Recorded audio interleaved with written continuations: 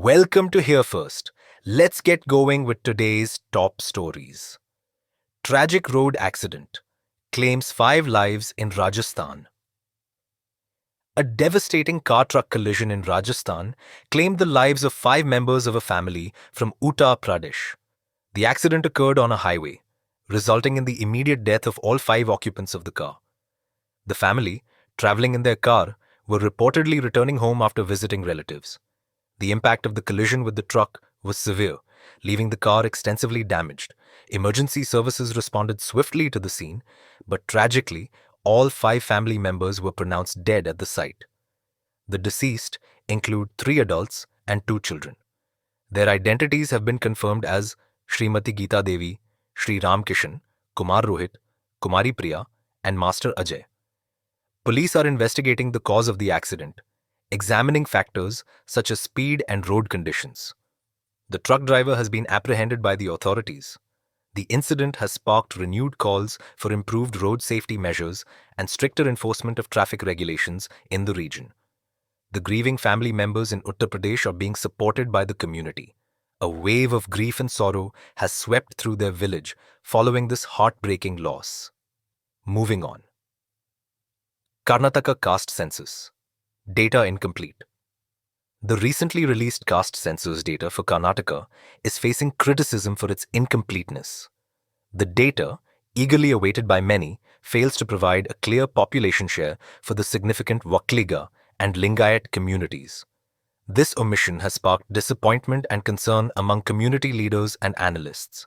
The absence of this crucial demographic information hinders accurate policy formulation and resource allocation. While the census aimed to provide a comprehensive picture of the state's social composition, the lack of specific data on these 2 large communities raises questions about the data's reliability and usefulness. Many believe the incomplete data undermines the census's overall purpose. The absence of this data is likely to fuel further debate and calls for a more thorough and inclusive census process in the future. The government is yet to address the concerns raised about the missing information, leaving many to speculate on the reasons for the exclusion. Experts suggest the missing data might be due to challenges in data collection and classification.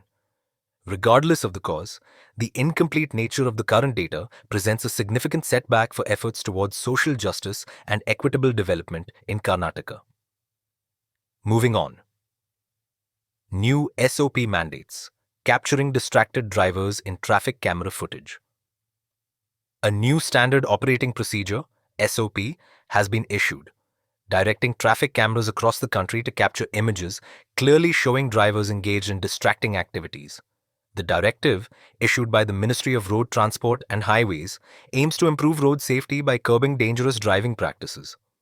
The SOP emphasizes that the pictures must be of sufficient quality to clearly identify the driver and the nature of their distraction. This includes activities such as using mobile phones, eating, or engaging in other actions that impede safe driving. The move follows a concerning rise in accidents attributed to distracted driving. The ministry expects this measure to act as a deterrent, leading to a reduction in such incidents. Enforcement agencies are expected to utilize the high-resolution images obtained to issue fines and take other necessary actions against offending drivers. The implementation of this SOP is expected to be rolled out across all states and union territories. The ministry believes this will contribute significantly to creating safer roads for all. The effectiveness of the initiative will be monitored closely by the authorities. Successful implementation relies heavily on the availability and quality of traffic cameras across the nation, prompting a push for upgrading existing infrastructure where necessary. Moving on. Tripura Waqf Act protests lead to judicial remand. 8 individuals in Tripura have been remanded to judicial custody for 10 days, following protests against the state's Waqf Act. The arrests stem from demonstrations against the recently implemented legislation, which has sparked significant controversy. The protesters, whose identities have not been officially released, are believed to be opposed to certain aspects of the new act. The 10-day remand period will allow authorities to investigate the nature and extent of the protests. Details regarding the specific charges against the 8 individuals remain unclear. The incident highlights the ongoing tensions surrounding the Waqf Act in Tripura and the strong feelings it has generated within the community. Further investigations are expected to shed more light on the reasons behind the protests and the legal implications for those detained. The judicial process will determine the next steps in this case, impacting the ongoing debate surrounding the controversial law. The situation underscores the need for dialogue and understanding to address the concerns raised by the protesters regarding the Waqf Adiniyam. Moving on. Andhra Pradesh. Blast. Victims' families to receive financial assistance. The government of Andhra Pradesh has announced financial aid for the families of those killed in a recent explosion. 15 lakh rupees will be given to the kin of each victim. The tragic incident, which occurred in an unspecified location, resulted in multiple fatalities. The announcement of the compensation package comes as a measure of support for the bereaved families during this difficult time. Details surrounding the cause of the explosion are still under investigation by authorities. Officials are working to ensure the families receive the financial assistance promptly. The government's swift response highlights its commitment to supporting the affected community. Further information regarding the investigation and any potential legal ramifications is expected to be released in due course. This assistance aims to alleviate some of the financial burden faced by the families while they grapple with their loss. The affected families are expected to receive the compensation through designated channels. The government is also exploring additional measures to provide long-term support to the survivors and the community affected by this devastating event. Moving on. Mayawati. Give nephew another opportunity. After public apology. Bahujan Samaj Party, BSP. Supremo Mayawati has decided to give her nephew, Akhilesh Kumar, another chance following his public apology. The incident, which led to this decision, involved Akhilesh Kumar's actions that caused significant controversy within the party. Details surrounding the specific nature of the offense remain undisclosed, but it evidently involved conduct deemed unacceptable by the BSP chief. The public apology, issued by Akhilesh Kumar, seemingly appeased Mayawati. His expression of remorse and pledge to adhere to party discipline appear to have convinced her to offer him a second opportunity. This decision highlights the complex dynamics within the BSP, where family ties and political loyalties often intersect. While the party has maintained a strong, centralized structure under Mayawati's leadership, incidents such as these underscore the occasional challenges in maintaining absolute control and enforcing party discipline. The future role of Akhilesh Kumar within the BSP remains to be seen, though this development suggests he retains a degree of favor with the party leader. The extent to which this second chance will affect his political standing within the party will be closely monitored. Moving on. TMC. Blindsided by Anti-Waqf Act protests.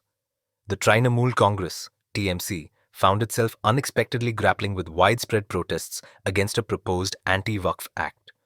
Party members of parliament, MPs, and members of Legislative Assembly, MLAs, expressed surprise and frustration at the scale of the demonstrations. Instead of acknowledging internal dissent or policy shortcomings, they attributed the unrest to the actions of outsiders. This response suggests a lack of preparedness and an attempt to deflect responsibility. The protests, which reportedly involved significant participation, highlight growing unease regarding the potential impact of the proposed legislation. The TMC's strategy of blaming external forces rather than engaging with the concerns of its own constituents raises questions about its internal cohesion and its understanding of the public sentiment surrounding the contentious bill. The party's response underscores the challenges it faces in managing dissent and maintaining its political standing amidst significant public opposition. The incident reveals a potential communication breakdown within the party and a possible disconnect with the ground-level realities of the situation. Moving on. Headline: 10 rupee power fuels small pack strategy. Companies are increasingly focusing on smaller, more affordable product packs priced at 10 rupees. This strategy is driven by the significant purchasing power of the lower-income consumer segment, enabling wider market access. The shift towards smaller packs reflects a keen understanding of the Indian consumer market's diverse needs and affordability considerations. Several sectors, including FMCG, personal care, and food, are witnessing this trend. The move allows companies to reach consumers who may not have been able to afford larger packs previously. This approach not only boosts sales volume, but also strengthens brand recognition amongst a larger population. While the profit margin per unit might be lower compared to larger packs, the high volume sales more than compensate. This strategy seems particularly effective in rural areas and smaller towns where purchasing power is often concentrated in smaller denominations.